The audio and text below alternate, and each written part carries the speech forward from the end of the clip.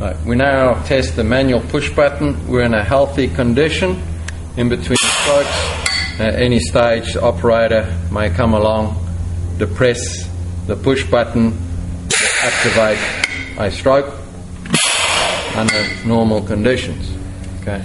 Now we will simulate conditions where the autorotor does not reach the end of its stroke. We'll use a push button, and you'll notice the autorotor will now attempt 3 strokes, and the healthy lamp will also extinguish.